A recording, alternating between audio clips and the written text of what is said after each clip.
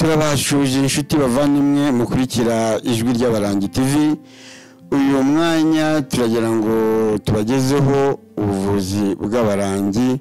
Abarangi ni iki? Abarangi ni imbaraga z'Imana ziba mu bantu, zigakorera mu bantu, zikavura indwara zananiranye.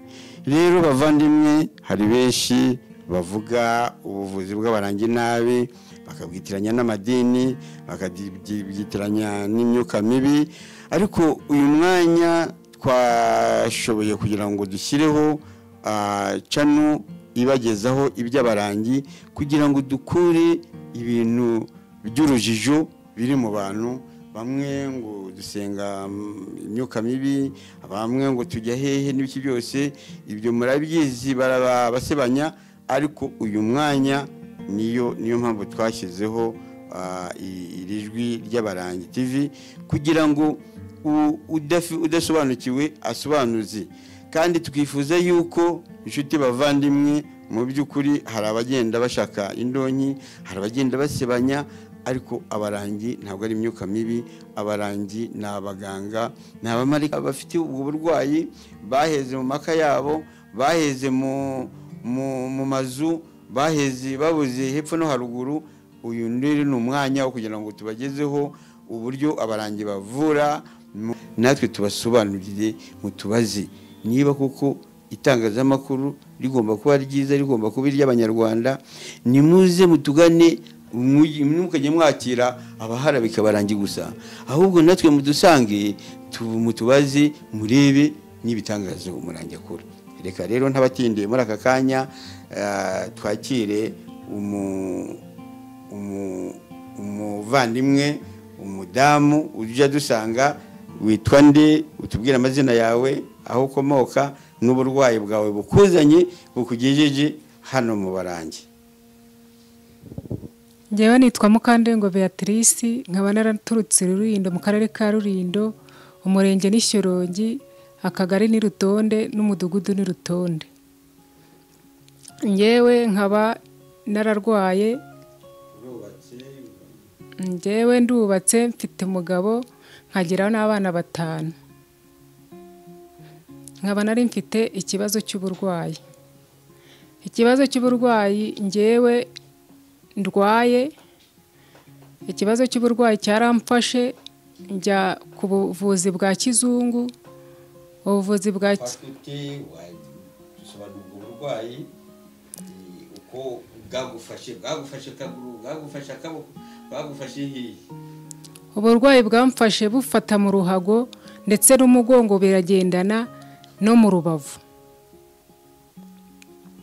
Niko uburwayi bwaje bufata, ndetse njya no mu ivuriro rya kizungu, cisha no mu byuma bya kizungu, uburwayi biranga. Ubwo rero bimaze kwanga, abantu bandangira mu bapfumu, abapfumu mbagendamo, yewega bakamvura, nkabona agahenge k'umunsi umwe, akandi gahenge biranga. Ngatubwira amavuriro waba waragiyemo? Nagiye mu mavuriro mbese atandukanye, kuko nagiye mu ivuriro rya kizungu, nagiye za Torete Sante ya Rutonde, birananira ntabampa transferi, bampaye transferi nza Kibagabaga bancisha mu cyuma, babura indwara, kandi ngiye ndwaye numva ndembye cyane. Ntago impapuro nazizanye, ariko ndazifite. Inshuti bavandimwe bakurikiye ijwi ry'Abarangi TV, ni ukuvuga twakira abarwayi cyangwa bafite ikibazo ariko baranyuze mu ivuriro rya kizungu. Ariyo mpamvu uyu mwanya tubajije uyu muvandimwe wacu ngo izina ninde? Mukandengo irindi? Tubajije uyu muvandimwe wacu Mukandengo Beatrice niba yazanye koko ibyo bipapuro, ariko ntabwo twamusubizeyo kubera ko atazanye ibyo bipapuro, ariko turamwakira, ubundi nugaruka uzabituzanire kugira ngo turebe ibiri ku bipapuro baguhaye, ese koko bakunyujije mu cyuma. Hari abazi kubisoma, hari n'abatabizi, ariko byibura azabona ko wagiye mu ivuriro rya kizungu. Rero nshuti bavandimwe, turakomeza kubaza uyu muvandimwe, ese wagarukiye Kibagabaga? Nagarukiye Kibagabaga. Nta handi wagiye, nta handi bakohereje babuze uburwayi? Ntaho.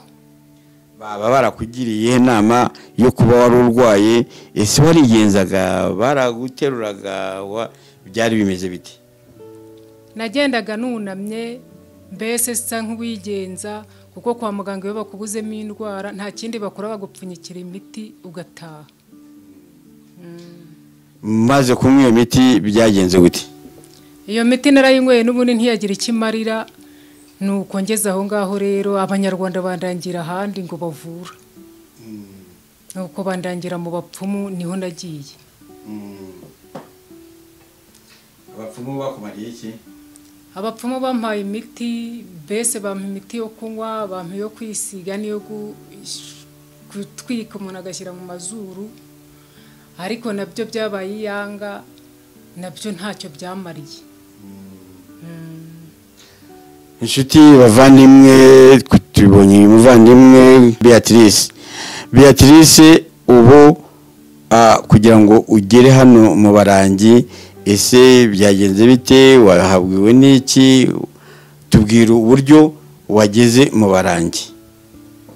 Njyewe umugiraneza yaraje aje mu rugo kureba umugabo w'iwanjye, ahageze abona nararembye cyane, arambwira ati nanjye naje gusura umuntu mu Barangi wari urwariyeyo, ati ngwino nawe nkujyaneyo, bambwiye ko bavura indwara zose, ati ngwino nkujyaneyo.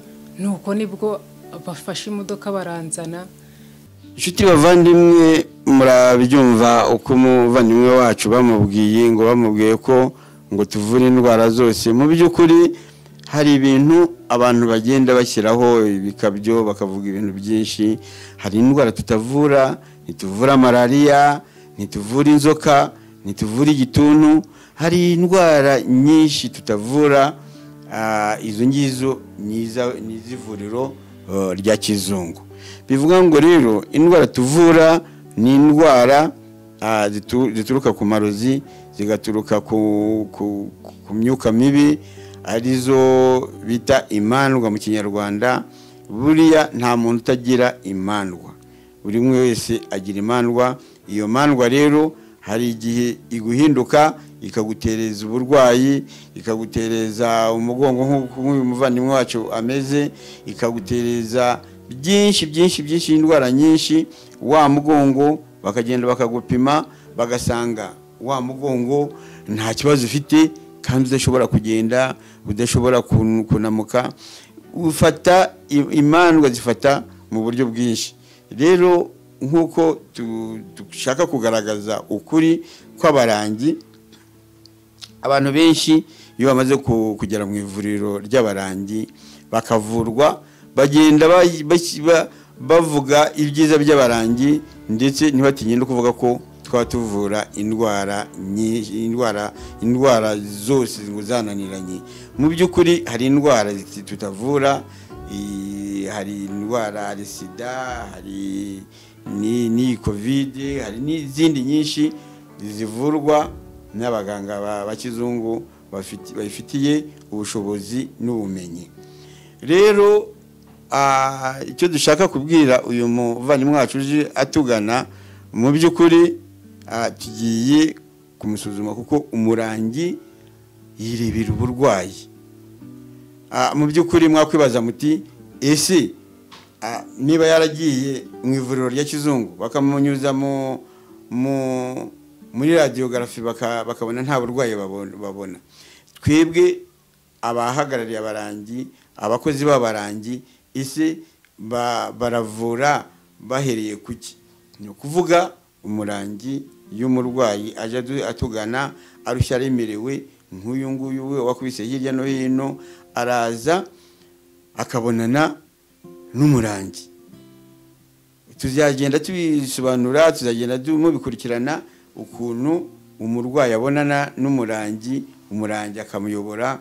Umurangi twabonye yuko ari imbaraga z'Imana ziba mu bantu, zigakorera mu bantu, zaje kuruhura abarushye n'abaremerewe, zaje kuvura indwara zananiranye nk'iyi ngiyi y'uyu muvandimwe wacu waje atugana. Rero ubu nibamara kumusuzuma bakabona uburwayi ari ubwacu, hari igihe bashobora no gusanga mu by'ukuri ari ubwo kwa muganga wa kizungu, wenda akaba yaragarukiye aho ngaho. Bavandimwe rwose ntabwo abarangi bajye bavura indwara badashoboye.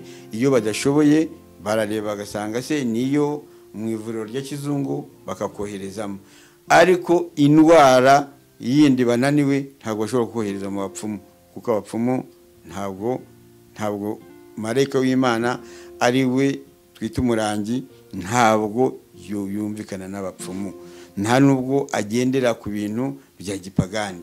Ndi ukuvuga iyo ugeze imbere y'abarangi bakubwira kureka ikibi n'igisa nacyo, bakubwira kubaha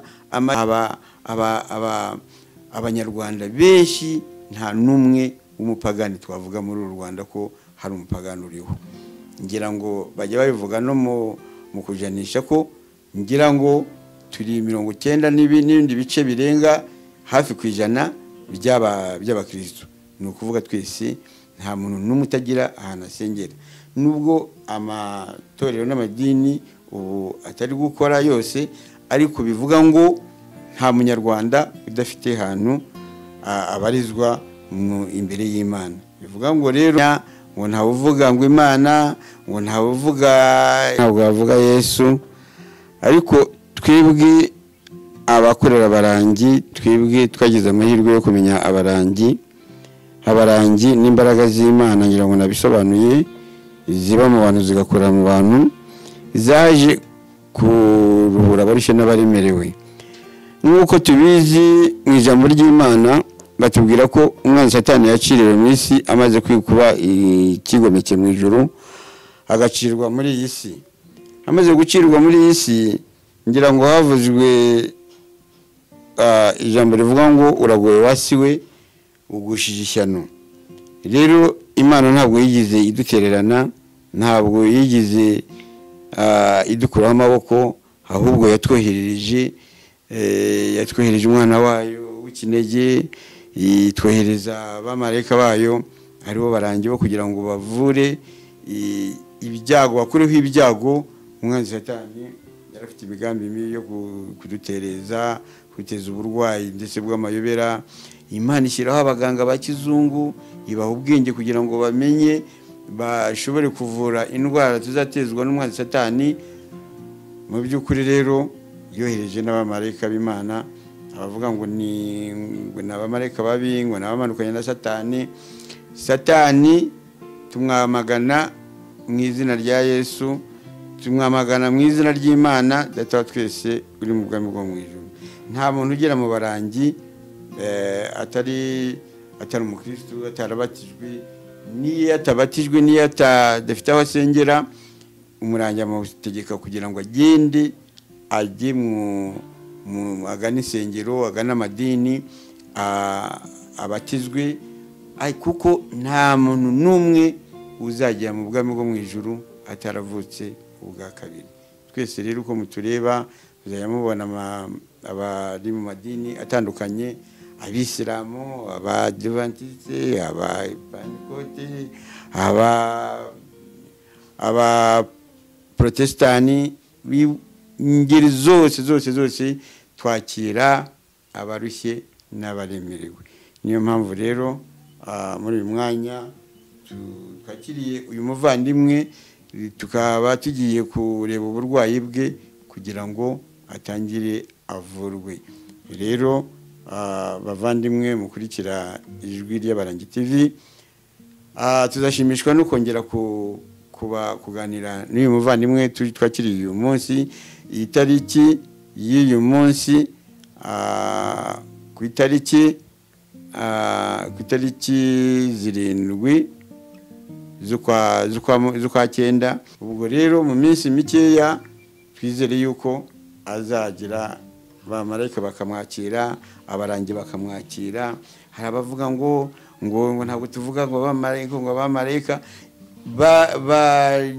banyarwandakazi, umuntu utemera marayika ko afite akamaro n'indi isi. Niba Imana ifite abamarayika, twebwe twabarwanya gute? Twabakuriraho iki?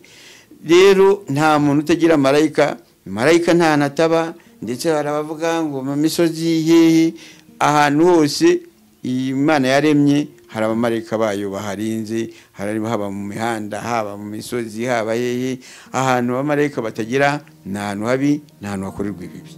Rero bavandimwe, nk'uko twiyemeje kugira ngo tubagezeho ubuvuzi bw'abarangi, ndetse tukabagaragariza n'abaza batugana, tuzajya tubereka ababaje kandi twongere kubabereka bakize ari bazima.